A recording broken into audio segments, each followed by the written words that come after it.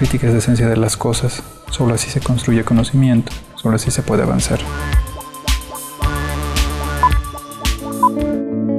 No hay ningún otro lado. La cárcel está en nuestra cabeza. Informémonos, chicos, por favor, hagamos conciencia. Sabremos lo que nos estamos metiendo al cuerpo. El tiempo nos absorbe, el tiempo nos consume. Tenemos que hacer muchas cosas. Esa es la competitividad en este mundo capitalista. Pero ¿qué vamos a decidir hacer? ¿Vamos a ponerle un alto a esto? La decisión es nuestra. Este café reúne a gente que piensa y reflexiona sin censura. Si no estás acostumbrado, cambia de canal. Un cafecito más.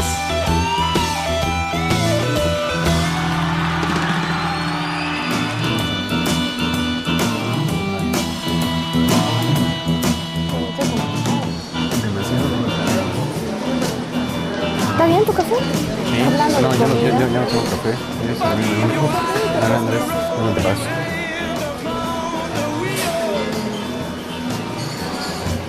Increíble, ¿no? Eso de la comida chatarra. Sí. ¿Te gusta tu café? Está bien, sí, sí. ¿Qué es almorzado? Ranga. ¿Tú? ¡Qué deli! Yo no he tenido tiempo de cocinar en mi casa. No, pues he querido comprar una comida de esas rápidas de por ahí, pero me siento tan Sí, ¿no? Se siente. un poquito pesado, ¿no? Sí, en el cuerpo. ¿De qué? La comida pesada. Ah, sí. Comida rápida y pesada. Que es deliciosa, sí, pero...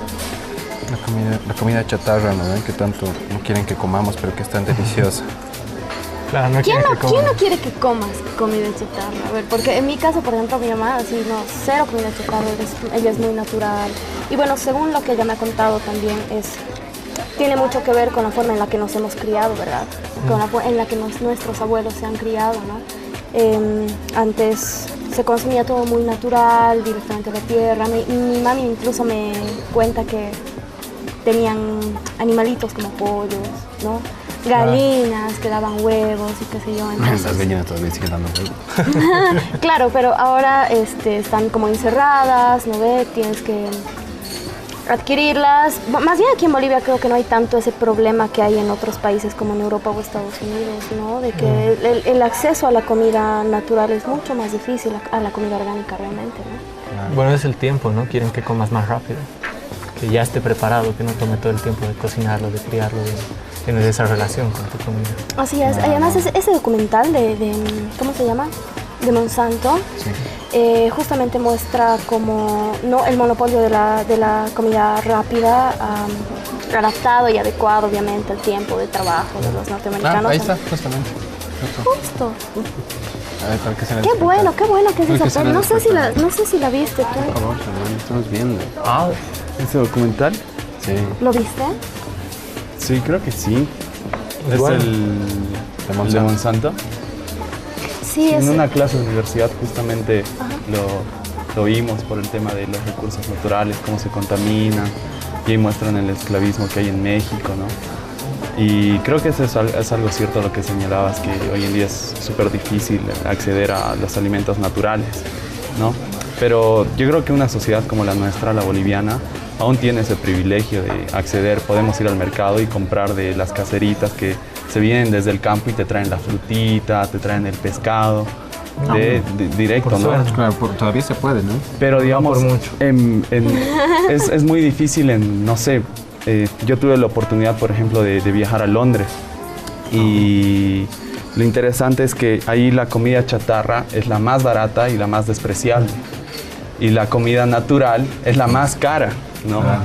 Y es la que, o sea, hay que ser pudiente para comer en un restaurante de comida natural, ¿no? Claro, y eso se nota harto en los gringuitos que vienen, ¿no? Claro. Cuando vienen los turistas, así que siempre vos los ves ahí gozando en el Mercado Rodríguez, ¿no? Así, puedo Con tocar la comida. tantos colores, alucinan con Claro. la papa. Y afuera ves a los Qué bolivianos gozando el McDonald's. Al revés, ¿no? Es una paradoja. incluso aquí pidiendo, ¿no? Como Sí, que más sí, pidiendo comida McDonald's. chatarra. Es cierto, Y nos sale carísimo encima, ¿no? Comprar aquí esas hamburguesas Sí, de las claro. franquicias extranjeras del Rey Burgués. No está en relación al... Rey burgués. ¿Saben que yo había escuchado que en la India, esa mina es súper interesante, es una activista Bueno, les voy a contar un poquito más después quién es. Es una activista por la comida natural que ha luchado mucho contra Monsanto en la India. Y ella habla también en el documental. Lo he visto, es muy buena película, tienen que verla. El mundo según Monsanto. Y ahora, Pato, creo que ahí en la mesa tenemos justamente un invitado Ya. que es experto en estos temas de Que ha venido al soberanía café, pero qué buena suerte. alimentaria. Deberíamos invitarlo, ¿no crees? Oh, ya vengo, chicos, me están llamando también a la vez. Dale, Ah, Tijito, dile que Sam. venga también, pues. Charlito, pásame, por favor. Aquí. Hola. ¿Cómo están? ¿Qué tal, Toma asiento. Chalito? Bienvenido al cafecito. Gracias. Bienvenida, ¿Cómo Chalito. están? Toma asiento aquí. Muchas gracias. Aquí hemos venido y te hemos invitado para que hablemos un rato sobre esto de la soberanía alimentaria, ¿no? Justo cuando estamos viendo el documental de Monsanto un poco, para saber más o menos qué es pues eso de la soberanía alimentaria, ¿no? Para que nos entienda la gente. Claro que sí. Vamos a empezar mostrando una imagen muy dura ahorita de la situación de la salud y de la vida de la población. Se habla bastante de que en el tema de la alimentación, ¿no? Hay muchos sectores, mucha población, mucha gente que muere de hambre. Son 10 millones de personas que mueren al año de hambre. 8 millones de estos 10 son niños, sobre todo en los países, ¿no?, más empobrecidos. Pero también hay otra situación, ¿no? 40 millones de personas mueren al año en todo el mundo por efecto de las enfermedades crónicas no transmisibles, ¿no? Estamos hablando del cáncer, problemas cardíacos, etcétera, ¿no? Presión alta, diabetes, etcétera. Problemas que provienen de una mala alimentación. Entonces, si se imaginan del problema que estamos hablando, es descomunal, Claro. ¿no? Es casi como la Segunda Guerra Mundial. En 5 años han muerto 50 millones de personas en total, ¿no? En 5 años. Y la alimentación de este sistema asesina a 50 millones de personas al año en todo el planeta, ¿no? En un solo año. Así es, explícanos un poquitito a qué te refieres cuando hablamos de seguridad alimentaria. ¿Qué es seguridad alimentaria? Para tenerlo bien claro. Bueno, en relación a esta situación tan crítica que vivimos, los productores, campesinos, ¿no?, las comunidades de productores han planteado la necesidad de poner una alternativa, un freno, una propuesta en relación a esta situación que es provocada por el sistema capitalista, ¿no? Y en ese sentido, digamos, en general se ha buscado una alternativa a la seguridad alimentaria. ¿Qué era? Como el problema era el tema, o solo se abordaba en forma de insuficiencia, falta de alimentos, entonces responder a que se debe generar la cantidad de alimentos suficientes para garantizar el consumo de la población, ¿no? Eso es seguridad alimentaria, como un país, ¿no?, puede garantizar la cantidad de alimentos que requiere ese país. Chalito, ¿cómo se aplica la seguridad alimentaria en el Estado plurinacional? En el Estado plurinacional la propuesta es seguridad alimentaria con soberanía alimentaria. Esta seguridad alimentaria, que es garantizar la cantidad de alimento para la población, se complementa con esta propuesta que les hablaba de los sectores campesinos comunitarios, que es soberanía alimentaria. Ya no solo interesa la cantidad de los alimentos, ¿no?, alimentar a la población con cualquier tipo de alimento, sino la soberanía alimentaria, que es además que esos alimentos tienen que tener una calidad adecuada para que la población se alimente de tal forma que le haga bien a su salud, pero además de que pueda garantizar también la reproducción cultural de ese pueblo, de ese país, ¿no? En ese sentido es soberanía, porque el pueblo se hace cargo del tema de la alimentación, ¿no? Sí, una cuestión que complementaria a eso, ¿no?, es cómo pudiéramos caracterizar la alimentación en Bolivia, ¿no?, desde tu punto de vista, ¿no? Por ejemplo, sin lejos en Chile, ¿no?, tenemos una población que está sumamente acostumbrada a comer comida chatarra, transgénicos, ¿no?, pero creo que no es tanto así acá, ¿no? ¿Cómo pudiéramos caracterizar nuestra alimentación acá en Bolivia? Bueno, en Bolivia la situación también se ha tornado crítica en el último periodo, sobre todo neoliberal. Estas enfermedades que antes eran, ¿no? Tenían un nivel muy reducido de afectación a la población, han empezado a crecer bastante, ¿no? Por los cambios de patrones de alimentación que estamos teniendo, ¿no? Entonces ahora, cuando hay muy fuerte esta emergencia de esta propuesta de seguridad alimentaria, garantizar cantidad de alimentos, porque es necesario y básico reproducir, digamos, biológicamente, ¿no? Que la población pueda reproducir su energía, pero también empezar a plantearse y a buscar alternativas para que esa alimentación sea nutritiva, sea saludable, etcétera, ¿no? Entonces, esta propuesta emerge ahora con mucha fuerza frente a un problema que también lo tenemos, ¿no? Porque es una herencia de 500 años de colonia, de 20 años de neoliberalismo, etcétera, ¿no? Entonces, ahí es donde hay que apuntar, me parece. En Bolivia hay la fortaleza de plantearse el tema de la soberanía alimentaria, porque tenemos una producción tradicional de alimentos comunitaria muy importante, que tal vez se ha perdido, tal vez se ha debilitado en cierto modo, pero que se mantiene, ¿no?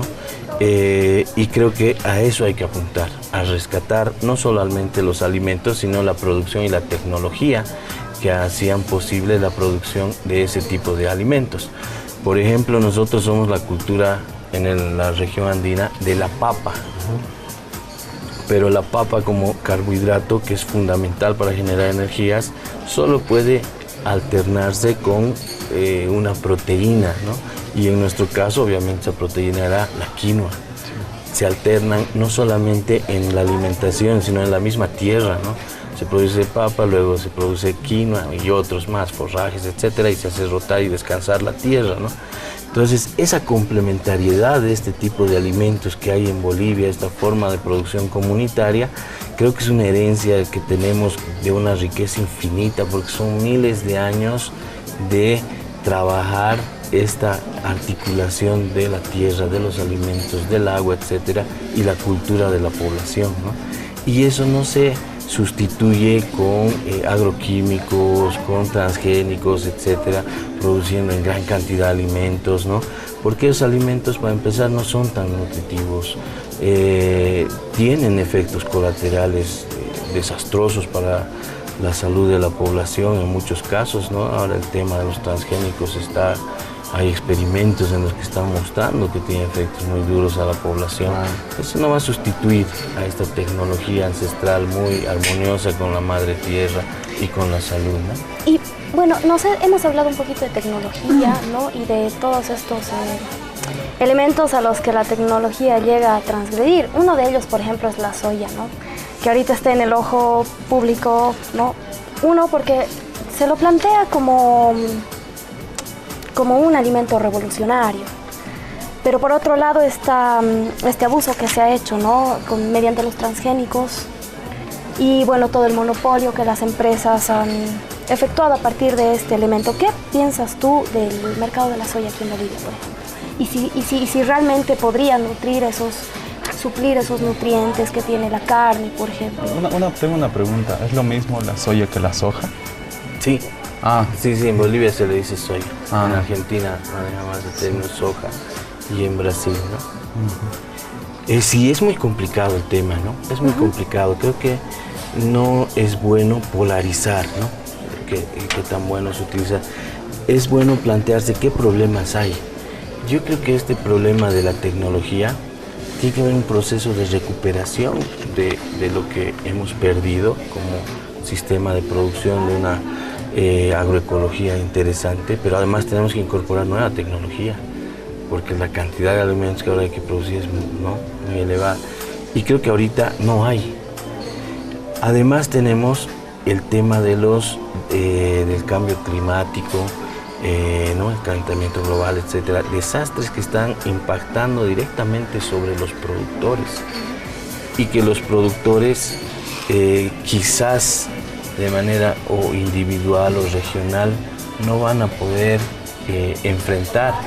¿Qué hacen los productores? Por ejemplo, pequeños productores que producen con transgénicos y agroquímicos, ellos dicen, si no endurezco esta semilla y le pongo agroquímicos, igual se me muere la producción, ¿con qué alimento a mi familia? ¿No?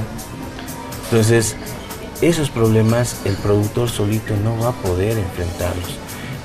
Obviamente para una producción de este tipo no es tan saludable e ideal como sería una producción agroecológica, ¿no?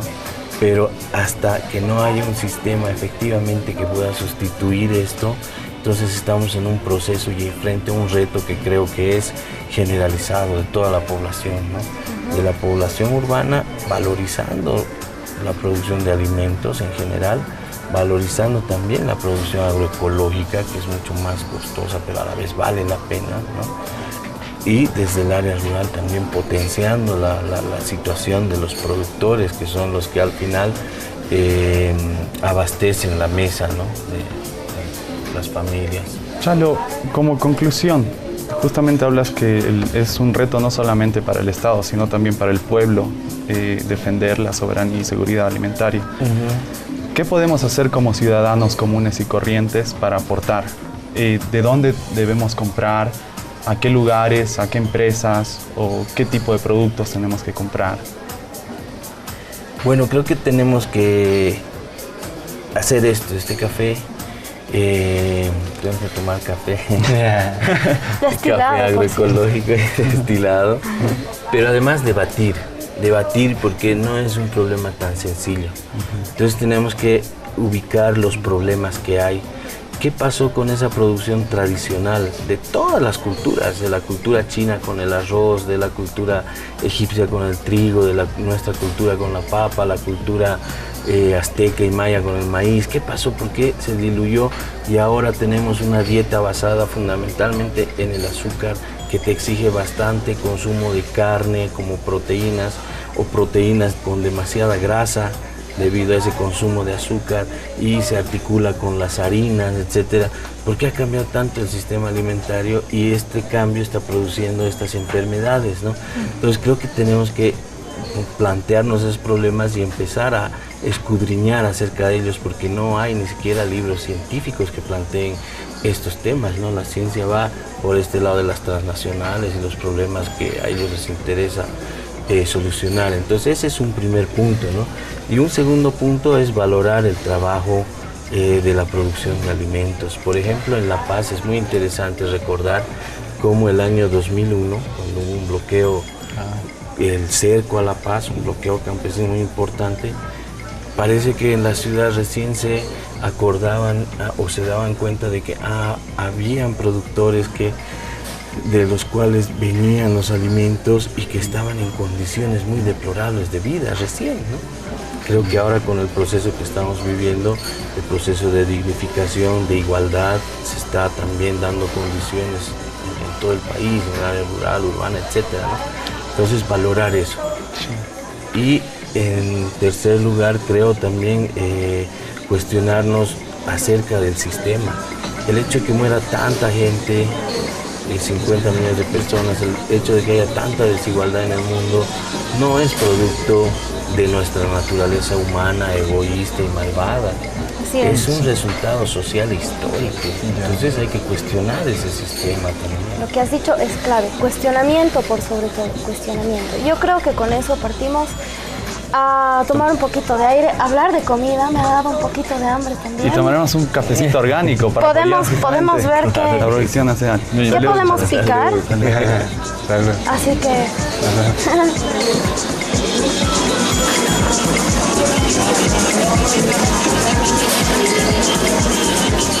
Soberanía alimentaria.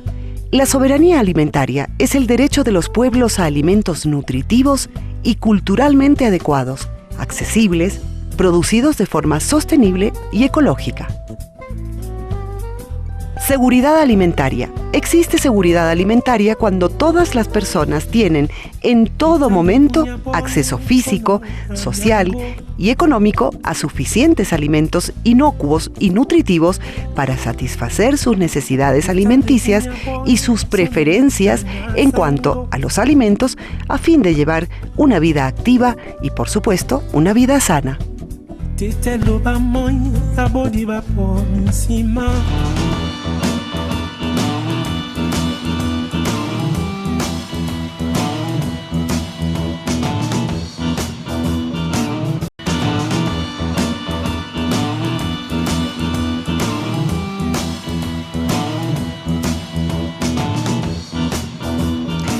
interesante la visita de tu amigo porque me ha hecho pensar en varias cosas que estaba pasando por alto. Por ejemplo, este tema, ¿no? de reconocer, ¿no? a nuestros agricultores acá, de saber de dónde viene nuestra comida, que si no fuera por un bloqueo, ¿no? Estaríamos pues, ¿de dónde viene la comida? ¿De dónde viene la comida, no? Claro, claro.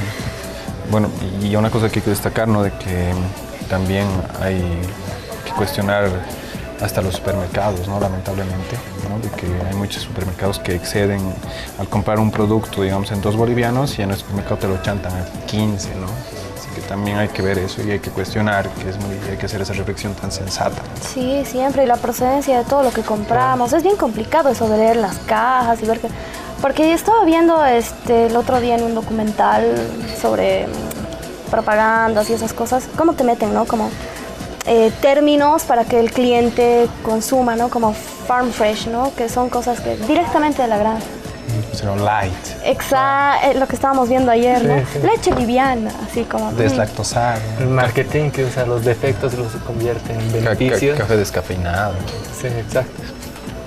Bueno, justo hablando de eso, yo he preparado un video, un My Story, que es una técnica bien fácil de hacer, que es en base a una pizarra, tú la haces con un marcador, después la editas y bueno, te permite mandar un mensaje bien eficientemente y sin muchos medios. Entonces he hecho uno ahora que les voy a dejar para, justo hablando de este tema, de lo que es la alimentación, los supermercados y de dónde viene lo que comemos. Bueno, a ver si les gusta, ¿verdad? Genial, gracias pues. Claro. En un comienzo, el ser humano era nómada y recolector, o sea que iba de un lugar a otro recolectando alimentos sin control sobre la producción de dicho alimento. Pero unos 7000 años antes de Cristo, el ser humano descubrió el proceso de sembrado, y así pasa de ser recolector a ser agricultor. Esto hizo que pueda tener un control sobre su alimentación, cultivando lo que necesita, cuando lo necesita y en la cantidad que necesita. Esto ocasionó que la población mundial se multiplique en pasos agigantados y al mismo tiempo produjo la vida sedentaria. Sin la necesidad de tener que ir de un lugar a otro para recolectar alimento, el ser humano se estableció en un solo lugar y empezó a buscar el confort. Esta búsqueda por confort lo llevó a tener una vida más aislada y a fabricar medios de adquisición de alimentos más cómodos, como el supermercado, lo que lo llevó a alejarse de la naturaleza y del proceso de producción de alimento. Para principios del siglo XX se calculaba que se necesitaba de un agricultor para alimentar hasta 5 personas. Gracias a los avances tecnológicos tanto en maquinaria como en manipulación genética de las plantas, en la actualidad se calcula que en los países desarrollados se necesita de un agricultor para alimentar a 130 personas. Si a esto le agregamos un proceso de modernización que exige una vida acelerada, donde invertir tiempo y esfuerzo en la alimentación es considerado un desperdicio, entonces empieza a aparecer la propaganda de productos más veloces y más sencillos, como es el caso de los transgénicos, la comida instantánea y los distintos productos que buscan acelerar el proceso de crecimiento de las plantas. Si a esto se le suma un sistema económico que favorece a las grandes empresas y es indiferente con el granjero, entonces empieza a ocurrir un proceso de monopolización de los alimentos. Y en toda esta historia, el ser humano común está cada vez más y más convencido de que encargarse de su propia alimentación es algo tan exhaustivo que no vale la pena, cuando la naturaleza y el proceso de siembra en sí no han cambiado nunca. Si uno planta una semilla en la tierra y le agrega sol y agua, obtiene alimento.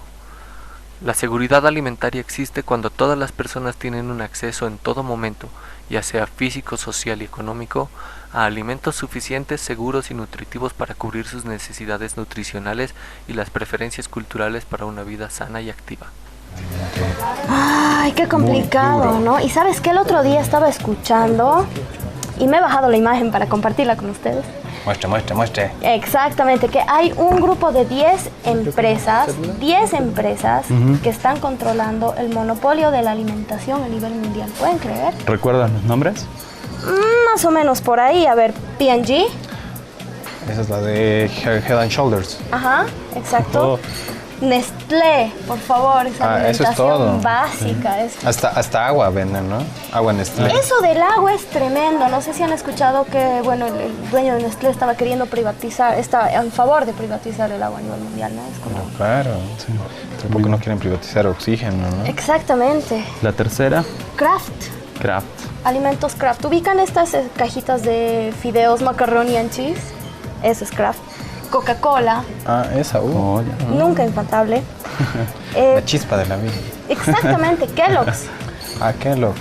Y cornflakes y toda la multitud. Choco Crispies. Choco Crispies. Chocapix. No, Chocapic es en Nestlé. Bueno, es lo mismo. Sí, en el fondo es lo mismo. Y Mars. Todas las golosinas. ¿Y qué? ¿Ustedes piensan que son malas estas empresas? ¿Son buenas? ¿Son santas? ¿Son pecadoras? Toda empresa es mala de cierta forma. Claro, como Bueno, mala y buena. monopolio, ¿no? Monopolio. O sea, finalmente, si tú es como tener 10 cocineros, ¿no ve? En toda tu ciudad, digamos, o 10 restaurantes, y que tú sepas que todo lo que tú vas a consumir viene de esas manos, ¿no ve? Entonces, realmente no hay diversidad. Es un engaño que tú entres, por ejemplo, a un supermercado y que veas filas y filas y estanterías llenas de comida, cuando realmente toda esa comida puedes sintetizarla en un producto o dos. Claro, entiendo. Y finalmente las ganancias y demás. Es complicado. ¿Tú qué piensas? Bueno, yo no me puedo desvincular del sistema porque consumo Nadie puede, Kellogg's, es complicado. consumo Coca-Cola y bueno, justamente creo que tenemos aquí un activista que nos puede ayudar y podemos tal vez debatir con ella un poco acerca de estos temas. Es Paola y está ahí en la mesa. ¿Qué les parece si le invitamos a Pao? Que venga a tomar Pao. un cafecito. Ven. Siéntate acá, por favor. Hola, Gracias. Pao, ¿cómo Hola, estás? chicos, ¿cómo están? Ya nos hemos Bienvenido. saludado. Gracias. Hablando de comida. Así es. Hablando de comida. Pero no de hambre. Qué bien, qué bien. Bueno, cuéntanos un poquitito cuál es tu percepción acerca de este tema de la comida, cómo te manejas en torno a esto. Bueno, como Andrés dice, realmente desvincularse del sistema es muy difícil, ¿no? Yo creo que la gente tiene que entender que somos partes de este sistema y que lo que en realidad tenemos que hacer es embarcarnos en un proceso de transición. La idea es hacernos más conscientes, ¿no? Y todos hemos empezado por eso. O sea, yo me considero activista, pero porque activismo es todo. Lo que ustedes hacen es activismo. Todo es tomar acción sobre algo que quieres hacer, una decisión, y hacer los esfuerzos por hacerlo público y que tenga un fin social, ¿no? Entonces, hace unos años, cuando hemos empezado a trabajar con un grupo de amigos, un colectivo de activistas en cambio climático, hemos empezado a darnos cuenta que todo lo que veíamos en los documentales sobre Estados Unidos, este tema de Monsanto, hay un documental buenísimo que se llama Food Inc., ¿no? Entonces, cuando tú ves esto, parece que fuera una película de ciencia ficción. Pero después te das cuenta que está pasando y te empiezas a dar cuenta que en tu sociedad, en tu país, está pasando, ¿no? Y te empiezas a enterar y bueno, ahí, por ejemplo, hablar de vegetarianismo es un tema bien delicado, ¿no? Porque sí, existen muchos vegetarianos, pero ¿qué consumen muchos vegetarianos? Carne de soya transgénica, que lastimosamente muchos es porque no tienen otras opciones, pero estamos consumiendo carne de soya transgénica o nos compramos, no sé, unos champiñones en lata, unas salsas importadas desde Estados Unidos y no comes carne y crees que estás muy consciente, pero en realidad te está haciendo mucho daño. Entonces no se trata tampoco de eso. Con mi colectivo, por ejemplo, nosotros trabajamos en la Casa de los Ningunos, un colectivo, y impulsamos un movimiento que se llama Comida Consciente. Y entonces comida consciente no es dejar de comer carne o no es comer solamente lo light, ¿no? O lo que le hace bien a tu cuerpo. Es entender los procesos del ciclo de la alimentación completos, comprender que la industria de la carne o la industria alimenticia está dominada por las grandes corporaciones y por intereses de grandes empresarios y todo el mundo apunta solamente a lucrar. Entonces, cuando entiendes estos procesos, recién puedes comenzar un proceso de cambiar tus hábitos, de demandar productos más orgánicos, de intentar producir tus propios alimentos, tus lechugas. Les contaba a los chicos allá que nosotros estamos empezando a producir nuestras lechugas. La próxima semana voy a comer la primera lechuga producida por mí, ¿no? Wow. Y entonces realmente eso es un cambio, eso es hermoso. Y saber cuánto cuesta producir un alimento, cuánto cuesta, cuánto trabajo, regarla, trabajarla. Hay cosas enormes que tenemos que aprender a descubrir sobre la alimentación, pero son tan simples, ¿no? Tú hablabas hace rato de que decías las tradiciones, como antes comían, lo que contaban nuestros abuelos. Mi abuela nació en una chocalla y ella era agricultora y entonces ella trabajaba los alimentos y yo comía las papas que mi abuela había sembrado, ¿no? Y ahora que estoy trabajando en un proyecto en Achocalla también y voy a sembrar, recién me doy cuenta, por ejemplo, que una vez al año se puede producir zanahoria. Una vez al año puedes producir papa, ¿no? Y entonces luego entiendes cómo nosotros le demandamos a la tierra todo el año productos, o nos queremos dar el lujo, porque es un lujo, comer alimentos que vienen desde otro lugar del mundo, ¿no? Y hay un costo muy grande. Y si bien es muy lindo poder disfrutar de alimentos que vienen de otro lado, hay un costo, una huella de carbono muy grande, ¿no? Entonces es mucho mejor cuando te haces consciente de eso, aprendes a valorar y con ese amor aprendes a consumir lo que te da tu tierra en las estaciones que la tierra te puede dar. Y entonces no tiene mucha ciencia. Y tampoco nosotros queremos alimentar nuestro ego y decir nosotros somos conscientes. No, es un proceso. Es un proceso y todos estamos llenos de incoherencias. Todos, absolutamente todos. Y bueno, la idea es sumarse a ese proceso y hacerlo con mucho amor, ¿no? Con Gonzalo estábamos conversando hace un ratito de eso. Y en cuanto a políticas en nuestro país, ¿no? Hay muchas cosas que podríamos criticar, es cierto. Pero la idea es que nos embarquemos en un proceso de querer cambiar, de mejorar. ¿Qué políticas criticarías y qué políticas propondrías? Bueno, mira, por ejemplo, hablando de soberanía y seguridad alimentaria, ¿no? Una de las cosas que, y yo lo hablo por mi experiencia, ¿no? En la Casa de los Ningunos, cuando cocinamos, hace un año cuando cocinábamos, para nosotros era muy fácil comprar quinoa. Nuestros menús con quinoa eran muy típicos, lo cocinamos cada semana algo con quinoa porque la quinoa es un alimento buenísimo, es local, entonces era lo mejor para nosotros. Pero de repente, como hubo el boom de la quinoa y el Año Internacional de la Quinoa y en todo el mundo se hizo famosa, el gobierno no ha tenido el cuidado, por ejemplo, de generar políticas que ayuden a asegurar esa, valga la redundancia, la seguridad alimentaria de los campesinos y de la población en general. Entonces, ahora, ¿qué pasa con los bolivianos?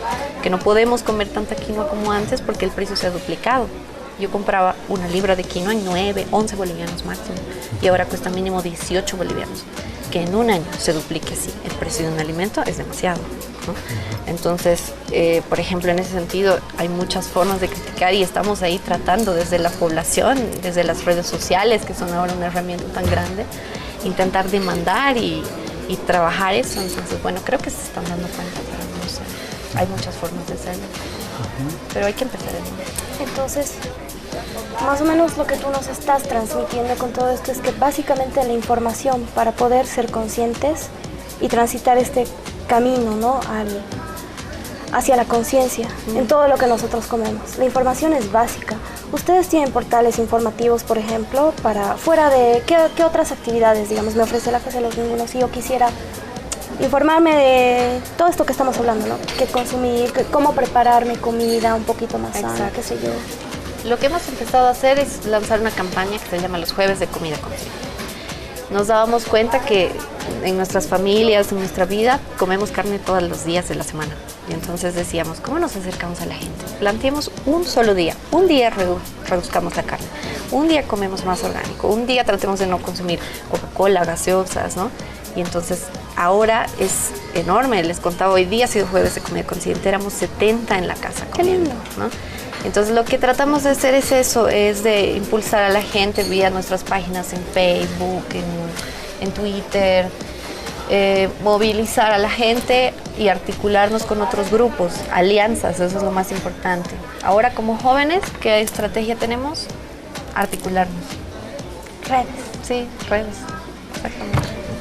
A manera de ya concluir, ¿no? Todo lo que ya hemos hablado, muy interesante. Me parece muy acertado el planteamiento que haces, ¿no? Porque estás yendo contra, de alguna manera, esa concepción muy radical del vegetarianismo, digamos, muy New Age, ¿no? Ajá. Y lo estás contextualizando mejor, ¿no? Porque no podemos llegar a hacer un cambio brusco de un momento a otro. Tenemos que hacer un proceso. Sí. Me parece muy acertado todo lo que tú has dicho. No sé qué recomendación de manera breve puedes darnos para que cerremos esta cuestión, este tema, en este bloquecito. Bueno, para empezar, en lo personal, seguir al cuerpo, escuchar al cuerpo. No hacer las cosas solamente de manera racional porque te han impuesto que tienes que ser vegetariano. escucha a tu cuerpo, pero informate, hazte consciente y articulate a otra gente que está trabajando. Busca grupos, busca en las redes, busca en el Facebook, busca en el Twitter, en el YouTube, hay un montón de videos. Informate y bueno, y trabajar en este proceso de transición, pero como sociedad, no como individuo. ¿Cómo encontramos a tu grupo en Facebook? Bueno, en el Facebook tenemos una página que se llama La Casa de los Ningunos y otro que es de Comida Consciente. Esas son nuestras dos páginas. Y hay grupos de comida consciente también en Cochabamba muy activos y en otras partes del mundo también que están empezando a hacer éxodos y uniéndose a la campaña. Pau, te invito a un cafecito, es orgánico. Eso, así es. Ya saben Gracias, todos en chicos. casita, conciencia e información, que es básico. Sí, ¿no? totalmente. Perfecto. Mucho calor. Sí, mucho calor.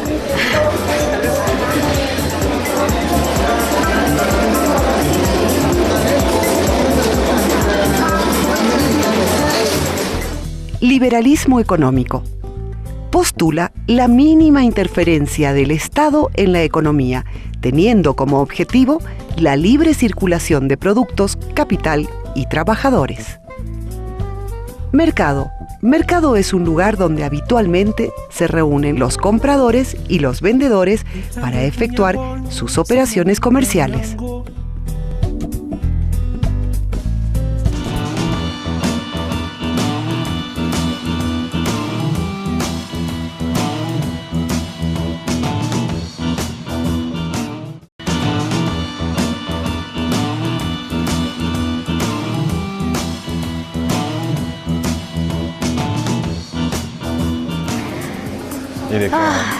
¿Y de qué estás suspirando? ¿Qué pasó, Pato? ¿Tienes problemas? No tengo problemas. Me muero de antojo de una de esas chatarras grososas, pero sé que me hacen daño, así que mejor no. Ni pensar. ¿Saben en quién me estaba acordando el otro día? ¿De quién? El otro día, hace un ratito que estábamos viendo el tráiler de esta mujer, que es una mujer muy interesante. Bandana Shiva. ¿Sí? ¿Han escuchado hablar de ella? Yo no. ¿Cómo no? Enséñame. Enséñame. Bueno, yo tuve la oportunidad de ¿Conocerla?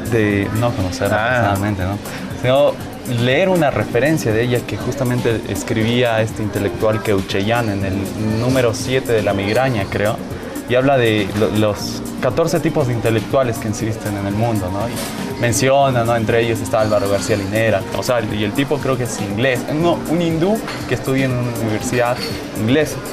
Pero dentro de estos intelectuales que clasifica, menciona como dentro de los movimientos de izquierda, intelectuales de izquierda, Bandana Shiva, ¿no? Que reivindica justamente lo que son los derechos, no sé cómo decirlos, biológicos tal vez, de la naturaleza, en contra de la intervención artificial, no sé, de energía nuclear, modificación de células. Tal vez nos puedes hablar un poco más, Pato. Bueno, sí, esta mujer a mí me llama mucho la atención justamente por lo que tú dices, que es ha sido una de las primeras activistas en India en luchar por la reivindicación justamente de los alimentos naturales, de toda la comida orgánica, justamente porque ha habido tanto problema en India con la llegada de Monsanto. No sé si han escuchado de esto, de que en la India se estaban suicidando los trabajadores. Antes de eso, creo que no hemos explicado qué es Monsanto. Bueno, a ver, uno de Pequeño gran ustedes, detalle. chicos. Monsanto es una empresa transnacional dedicada a la cuestión meramente biológica. O sea, se puede decir que alteran las semillas. En otras palabras, hacen alteraciones genéticas a semillas para que estas semillas tengan una producción limitada, les dan componentes químicos alterando su funcionalidad común. Eso es Monsanto, ¿no? Y Monsanto maneja mucha plata y mueve mucha política. Y también tiene un ejército de paramilitares, que es Blackwater, porque Monsanto compró a Blackwater. Que entonces ellos agarran, van a un país, financian movimientos, financian guerrillas, matan gente en muchos casos, y eso está confirmado. Basta ver algunas noticias de ellos en RT o en Mispan TV o medios alternativos para darse cuenta de que efectivamente hay un abuso de esta empresa, ¿no? Pero ya aclarando eso, sigamos en lo que estábamos hablando. No, pero excelente tu aclaración, porque había muchas cosas que decir sobre Monsanto. Por ejemplo, lo que tú has dicho, ¿no? Que estas semillas transgénicas son las que se usan en el 99% de todos los productos que ya hemos mencionado antes, ¿no? Con soya. La soya es la base fundamental de todos los alimentos de la alimentación norteamericana, ¿no? Por excelencia. Y creo que, y bueno, he escuchado que se han recibido un montón de denuncias, de quejas, cánceres, cosas así súper inexplicables, ¿no? Y lo que les comentaba, que en la India los trabajadores, porque ¿cuál es el problema de esta semilla, no? Que poliniza como todas, ¿no es cierto? Y dice que el momento en el que esta semilla es sembrada en un lugar y poliniza, ponte que llegue a tu sembradío. Vos como agricultor te llegó, no sabes, estás sembrando maíz y viene, ¿no? La gente de Monsanto y te dice... Propiedad intelectual. Esto es propiedad intelectual y ese es el gran problema con la propiedad intelectual de los recursos naturales que se estaba intentando aplicar aquí en Bolivia con el ALCA, ¿no es cierto? Pero gracias a nuestro pueblo, la Constitución prohíbe soberanía, eso. exacto, soberanía de nuestros recursos naturales. Entonces, bueno, seguimos hablando de Vandana Shiva. Ella ha sido una gran activista que ha luchado justamente en favor de los agricultores, de los productos orgánicos, naturales. Está dentro de la línea ecofeminista. Ahora hay ese tipo de... Bueno, ustedes saben que dentro de lo que es feminismos y demás hay distintas ramas. Sin embargo... Los sabores de los helados. Exacto. Sin embargo, bueno, también está dentro de todo lo que es la rama ecofeminista porque justamente... maneja el tema de los recursos naturales, ¿no? Desde un punto de vista como del útero universal, que es la madre, la mujer, ¿no? La tierra, ¿no? Que aparte es nuestra cosmovisión también. La mujer es como que naturalmente, bueno, no naturalmente, sino tradicionalmente en distintas culturas como la administradora de los temas domésticos. Siempre. O sea, no estoy diciendo naturalmente, Pato, estoy diciendo Continúa. Yo estoy diciendo tradicionalmente, ¿entiendes? Entonces, justamente me parece muy interesante que Vandana Shiva...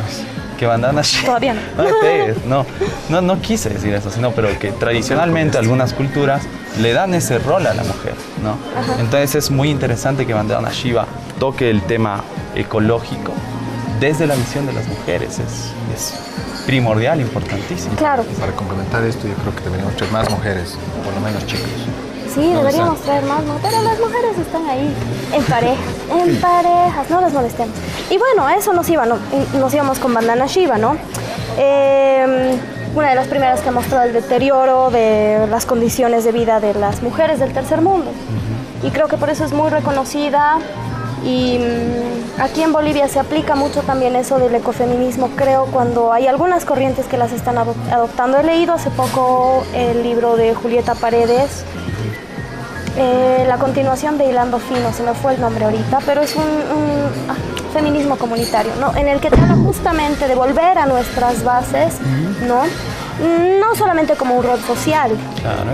No solamente como de rol social de la mujer que hace y aplica, no, en realidad no, sino que ella te dice la tierra, el útero divino, ¿no?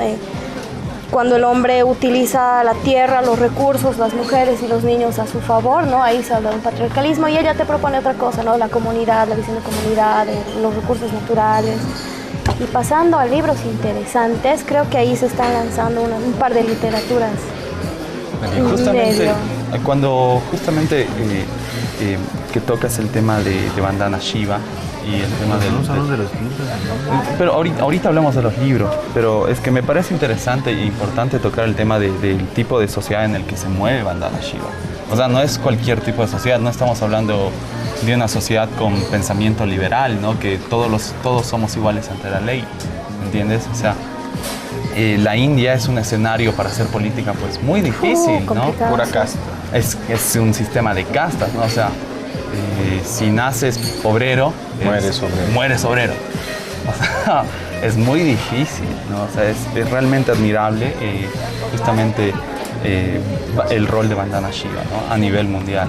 Exacto. Sí, por lo que has dicho. Bueno, ahora sí, el tema. Tuvimos el tema de libros que estamos. Sí, yo creo que sí.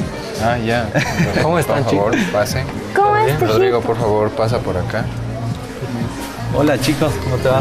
¿Todo bien? ¿Cómo estás, Potito? ¿Cómo, Rodri? ¿Qué andas leyendo por ahí? ¿Cómo es? ¿Ahorita? Infórmanos un poco. Hoy día estoy Compártenos. medio literato, así tristón, porque estoy leyendo el de John Green, el Teorema Catherine, que habla de un tipo medio enfermo, que tiene una fijación por las chicas que se llaman Catherine y hace una ecuación para determinar quién es el dejado, la dejada y el dejador en cierto tiempo y el ritmo de tus relaciones. ¡Oh, no! Se los recomiendo para los que los han dejado. Eso es muy nerd y ñoño a la vez. Sí. Oye, pero el tipo es un chico prodigio porque sabe hacer anagramas. Me imagino. Anagramas. Y es ñoño. Ya, bueno. Y está solo. Y está definiendo por qué. Pero ha sacado libros, ¿viste? Y el otro que estaba leyendo ha sido de Alan Poe. Amo Alan Poe. Uno de mis cuentos favoritos es el de La historia del señor Valdemar. ¿La has leído? Sí. El cuervo también. El cuervo. La clásica, ¿no? Nunca más. Los Simpsons. El corazón del actor. El corazón del actor. No tiene nada que ver con Cerati, ¿no? Ese también.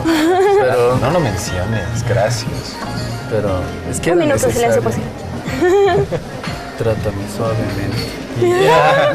Y ahorita ¿Qué más nos has traído? aquí en el café me he encontrado con una amiga que se llama Cata, que está allá sentada en la mesa. Y me ha dicho que estaba leyendo aquí el de Vargas Llosa, El paraíso en la otra esquina. Yo supongo que una próxima va a venir. El siguiente cafecito yo creo que ya va a estar aquí la Cata. Mostralo, sí, claro. Nos va a comentar sobre sus aficiones en literatura. Mario Vargas Llosa. Interesante. Polémico, Mario Vargas Llosa. Polémico, en política polémico. Exactamente. Pero en literatura reconocido. ¿No? Literariamente es muy bueno. Políticamente Yo tengo aquí un librito, el último, bueno, que quiero recomendarlo a todos los chicos, porque es bien facilito de leer. Se llama Pedagogía del oprimido, de Paulo Freire, y es netamente educativo, es muy fácil de leer, es muy lindo, así que chicos... Paulo Freire fue un pedagogo que cumplió un rol muy importante durante las dictaduras en Brasil y propone justamente una nueva forma de hacer educación. La educación de la liberación. Pues. Horizontal, ¿no? Claro. O sea, no, el profesor no es el que te inyecta la educación. Vertical. No es vertical, no es un mutuo aprendizaje, es muy lindo. Y es bancaria, ¿no? Y creo que deberíamos empezarlo a leer mucho aquí, que estamos empezando a vivir lo que es el Estado plurinacional, la interculturalidad. Es una muy buena referencia a Paulo Freire para leer. Y yo traje del intelectual que llegó, que es David Harvey. Es fresquito. Lo compré del Centro de Investigaciones de la Vicepresidencia. Se llama Breve Historia del Neoliberalismo. Es muy buen libro, justamente. ¿Lo has terminado? No, lo estoy leyendo todavía. Lo estoy leyendo. Es muy interesante porque te empieza a hablar de cómo el neoliberalismo a partir de los años 80, 90 empieza a fungir en América Latina la acumulación por desposesión. Ese concepto que nos lanza David Harvey es que muchas empresas privadas lo que hacen es comprar propiedad pública, propiedad del Estado, ya sea recursos naturales, ya sea la tierra, etcétera. Lo que hace justamente el neoliberalismo al comprar esta propiedad es justamente quitar los recursos a la sociedad. Recursos que por naturaleza deberían pertenecer a una sociedad, ¿no? Como es los recursos naturales, el gas, el agua, justamente lo que hemos luchado aquí en Bolivia con las guerras del agua, ¿no? Entonces, ¿cómo es posible eso? O sea, ¿a quién le compras? Eso es un tema muy interesante. Eso es justamente por lo que yo les aconsejo leer el libro de David Harvey, porque, bueno, no lo toca específicamente, por ejemplo, el tema de Bolivia, cómo se compra y se venden las empresas públicas, ¿no? Porque es un tema que hay que tocarlo minuciosamente. Se buscan pretextos de que supuestamente entran en bancarrota. Que nuestro país se nos está muriendo. Bolivia se nos muere. Ajá, Víctor Paz del Tesoro. Se nos muere, como el tiempo también. Y entonces esta discursiva deficitaria del rol del Estado hace que empresas privadas vengan, oh, yo soy Superman y vengo a salvar a Bolivia. Rescatar a los pobrecitos.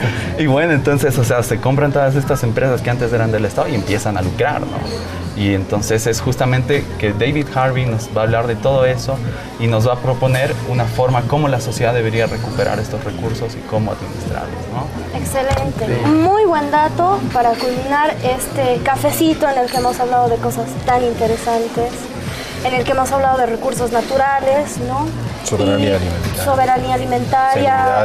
Seguridad alimentaria. Y para terminar, si podrías recomendarnos, quizás vos que eres el experto de las pelis, alguna cosita para vernos en casa antes de irnos, para que los chicos tengan en mente. Bueno, siempre. El documental que mencionaban hace un rato, Food Inc., Comida S.A., es muy bueno, trata totalmente todos estos temas. Bueno, documentales sobre Monsanto hay varios, el que veíamos al comienzo también. ¿Algún lugar donde la gente pueda ir a ver este tipo de documentales que no se encuentran a disposición? Sí, hay varios lugares aquí en La Paz, por suerte. Tenemos lugares de cultura que no muestran lo común, sino más bien se dedican a estos espacios, como lo que es Casa Espejo, la Casa de los Ninguno, que mencionaban hace un momento, donde uno puede tener una experiencia un poco más completa también. Y tú vas y te pides el documental que quieras y te lo pasan, ¿no? Claro, sí. sí. Libre difusión de contenido. Ajá. Puedes generar nuevo conocimiento. Tejas, yo te invito que siempre entres al Facebook y entres a nuestra página de Facebook, que es Un Cafecito Más, ¿no? Y dale un like. Dale un like. Y bajemos, compartamos información. Y pasarnos todos estos datos, claro, justamente para que podamos siempre estar ahí atentos, ¿no? Actualizando la información. Y podemos subir también. nosotros ahí material. Exacto. Y toda la onda. Todos compartiremos sobre las cosas que hablamos, así que este ha sido un lindo cafecito, chicos. Muchas gracias. Un salud con café orgánico. Eso es frío. Gracias. Claro.